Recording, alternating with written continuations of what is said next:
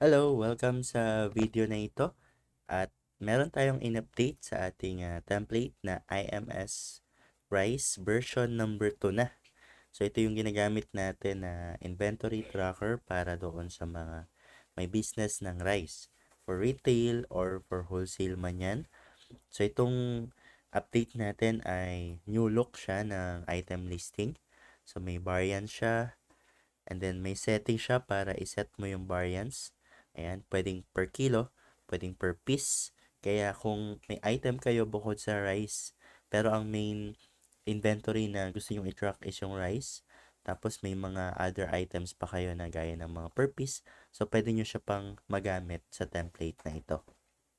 And then, ang ano rin natin, update din natin dito is yung mga costing niya, yung cost, at saka yung sa sales, yung total amount ng sales, hindi na nakakaapekto kung nagkaroon ng price changes dito sa costing or sa pricing na pang selling. Yan, retail or for wholesale. So, halimbawa, ang price mo today is 37,000 or sa unit cost is 1,150.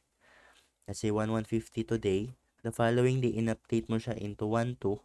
So, yung previous day, hindi na makakaapekto. Yan. Bakit? Kasi wala na siyang formula mismo. Pero automated pa rin yung ating mga computations, auto-calculations pa rin siya. Ang kinaibahan lang, sa previous version, may mga formula talaga siya. Pero ito, ang ginamit na natin dito is yung app script. So, dahil sa app script, nag-automate na yung mga pricing dito.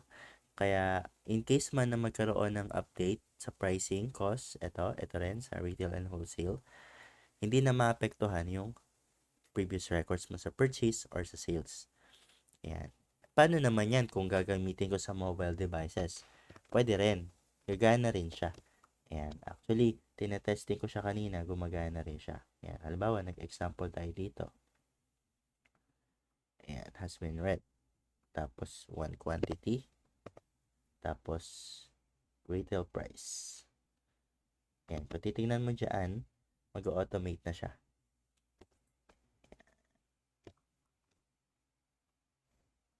Check natin. Ayaw nagbalaw. Ayun. Yan, nag-automate na siya. Yan. So, yun yung ano natin, no? Yung update natin dyan. So, new look, yung pricing, di nakaka-affect. At syempre, yung pwede magamit sa mobile devices. Tapos sa purchase, meron din tayong in-add na true cost per unit. So, mahalaga to para mas mailagay mo talaga doon sa sales yung pinaka-cost niya, yung pinaka-true cost para yung profit mo is accurate. Hindi siya naka-base sa cost ni supplier. Naka-base siya sa added cost like sa delivery, sa labor, or may iba pang costing. So, explain natin sa video na ito kung paano gamitin yung mismong spreadsheet. So, after natin na ma-register yung mga item natin based sa kanilang variance, so, pwede natin ulit-ulitin yung mga item na yan. Yan. So, halimbawa, ito yung items mo. May variant ng 1 kilo, may 25 kilo, baka may 50 kilo pa. Then, yung pricing nila, yung markup, then automated yan sa mga pricing for retail and wholesale. Ayan. Then, kung may any variance ka pa, register mo lang yan dito sa settings. Kapag okay na, sa inventory naman, makikita mo yung pinaka-flow ng stocks mo, no? And then, yung status nito kung out of stock na ba, in stock, or low stock na. Ayan. Sa purchase, so magbigay tayo ng example sa purchase, delete natin lahat. Let's say, for example, today, or June 1, umorder ka ng yan, 25 kilo na has been read at ng mga 50 na sako.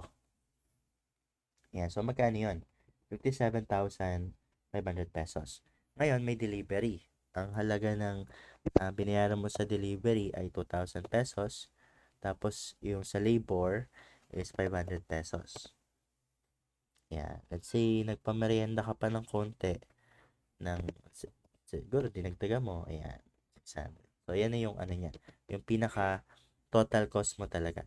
Kaya ang true cost mo Ito yung cost mo sa supplier. Ito naman yung true cost. Yung 1,202, yung pinaka talagang cost ng eto na item na yan. Yan, hindi yung cost ni supplier. Yung cost mismo na kasama yung labor at saka yung delivery. At iba ba? Ngayon, pag sa sales, so delete ulit natin to. At, yan. Pag sa sales, halimbawa, ibibenta mo yung Hasmin Red na 25 kilo, may bumili ng isang peraso, retail yung benta mo, hindi wholesale, kasi isa lang naman. So, 1,150 yung lalabas dito. Ngayon, choice mo na kung kukunin mo si true cost. Yan. So, ang true cost mo is 1,202. Pwede mo siyang palitan ng 1,202. Yan. Sa halip na 1,150. Yan. Nalaman mo ngayon kung magkano yung profit mo sa isang sako ng bigas. From 1,150, so 150 yung profit mo, hindi kasama dyan yung true cost. So, nung i-add mo yung true cost, 1,202, tama ba? 1,202. Yan, 98 pesos na lang. Pero kapag nabenta mo yung lahat, let's say, nabenta mo yung 50 pieces na yan, in retail pricing, yan, ang profit mo sa lahat-lahat is 4,900. Okay, so yan yung example natin. Ngayon naman, paano kapag, syempre meron tayong variance, no? Merong 25 kilo, meron ding pang 1 kilo. So, paano kapag yung sa 50 kilo, gusto ko yung isang sako doon, gagamitin ko for the, retail. Kasi yung isang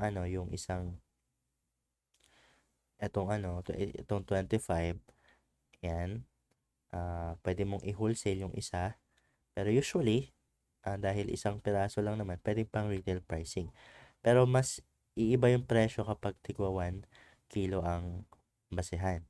So, halimbawa, doon sa 25 kilo na sako na 50 pieces, 50, yung isa doon, kukunin mo, gagawin mong pang tingi-tingi into 1 kilo, tigwa 1 kilo. So, paano mo yan gagawin dito sa spreadsheet na to? So, doon sa previous version, meron tayong parang repacking, kung tawagin natin na top sheet, na kino-convert yung 25 kilo na sack into titingi-tingi na kilo. Ngayon, dito, hindi na ganun, no? Para hindi na tayo maraming ginagawa na mga setup process dito sa ating spreadsheet. Kundi ganito na yung gagawin natin. Sa halip na 50 yan, gagawin mo siyang 49. Bakit 49? Kasi binawasan mo ng isang sako para gawing tigta 25 kilo. So, si Hasmin Red na tigwa 1 kilo, gagawin mo siya ngayon 25. Yan. Bakit 25? Kasi 25 kilo yung sako eh. Kaya, gagawin mo siyang tigwa 1 kilo. Yan. Kaya ganyan siya. So, choice mo kung gusto mong hindi nalagyan ng freight, labor, at saka iba pang expenses kasi meron naman na dito sa pinakamadami. Choice mo na yon. Pero kung gusto mo pa rin siyang isama, pwedeng ganito, no? For example, equal natin 2,000. Divide natin sa 30. Sa 50 pala. Kasi ang isang sako, katumbas ng 50 pesos. 40 pesos na freight fee. Yan. Yan ang freight cost. Yung delivery cost. So, 40 pesos. So, pwede mo ilagay dito na 40 pesos. Tapos, yung 2,000 dito, since 2,000 yun, pwede mong bawasan ng 40 pesos.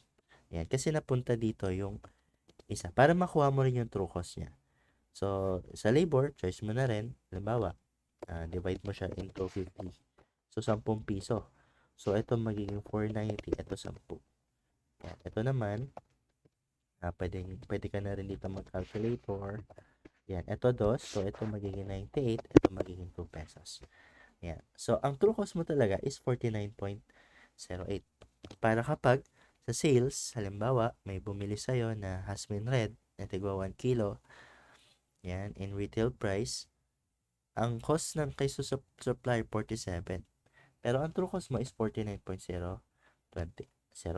Yan. So, ilalagay mo siya para makuha mo talaga kung magkano yung profit mo. So, let's say, nabenta mo na lahat.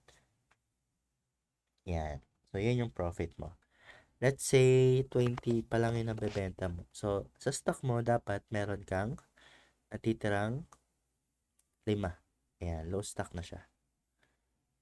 Low stock. Sa sales, dapat ito ay sumobra tayo. Dapat ito ay hindi uh,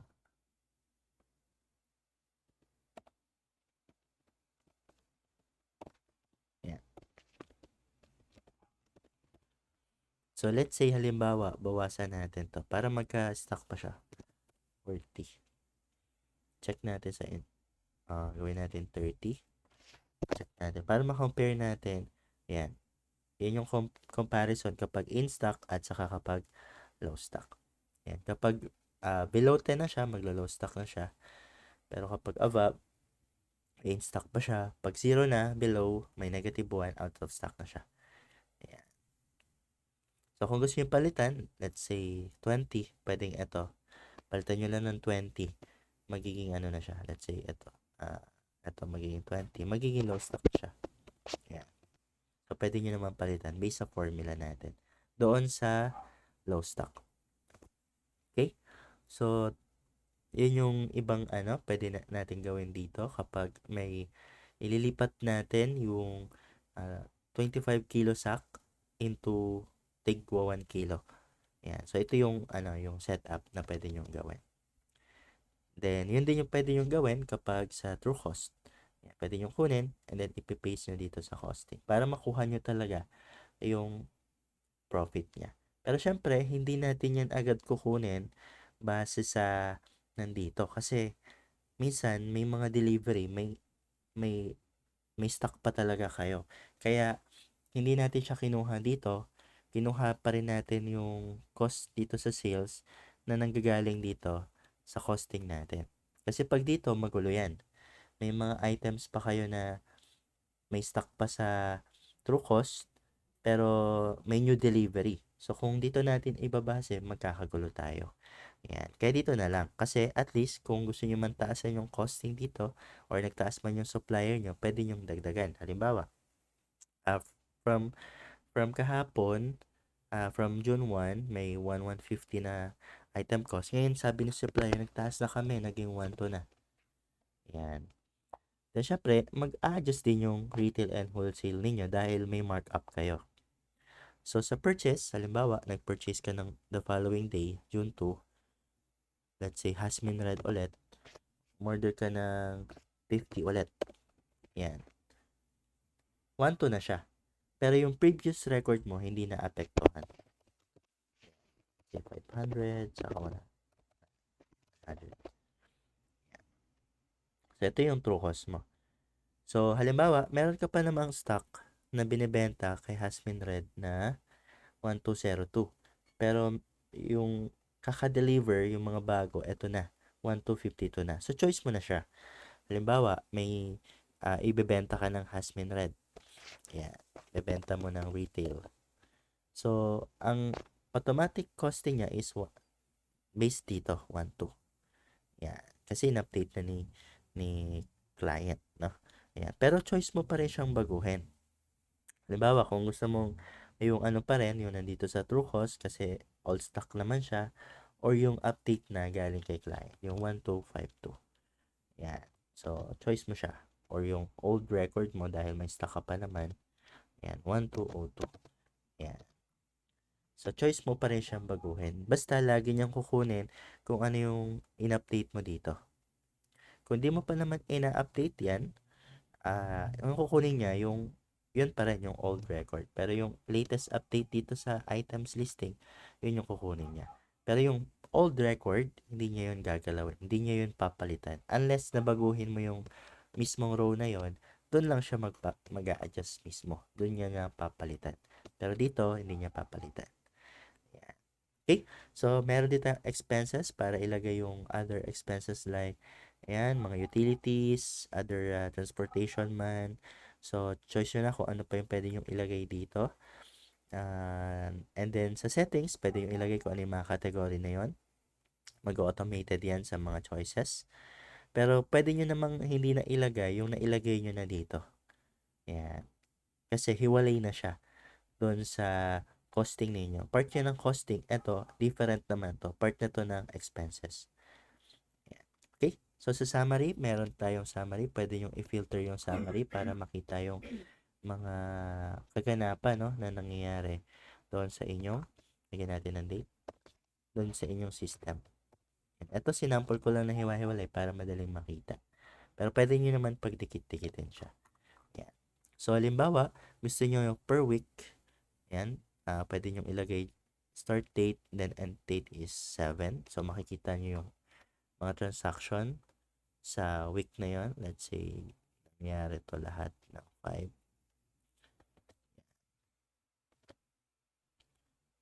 Yan. So, makikita natin. Or, bi-weekly, or monthly, or kahit for the entire year, pwede, no? Then, kung may gusto kayong specific na customer, let's say, si John. Yan. Baka may mga ano kayo, loyal customers. Yan, gusto yung matrack yung kanilang record. Yan, lalabas yan. Okay? Then, halimbawa, yung item, specific item, pwede nyong i-remove to. Ayan, halimbawa, yan, 1 kilo. Ayan, so lalabas lahat yung mga transactions nyo based sa specific item na pinili natin. Then sa dashboard, meron tayong, pwede nyong iset yung date din para makita yung pinaka purchase sales, profit expenses, saka yung net profit. Then sa baba, yung monthly sales, may chart din tayo sa mga yan. Expenses, may mga chart, bestseller, yung item na pinaka mabenta sa inyo. Yan, top 10, no, na bestseller items. Okay? So, yun lang yung ating update. May kinalaman dito sa IMS Rise version number 2. So, kung may any question, concern regarding sa paggamit or anything na regarding sa template na ito, kindly let me know lang. Thank you. Maraming salamat sa panonood.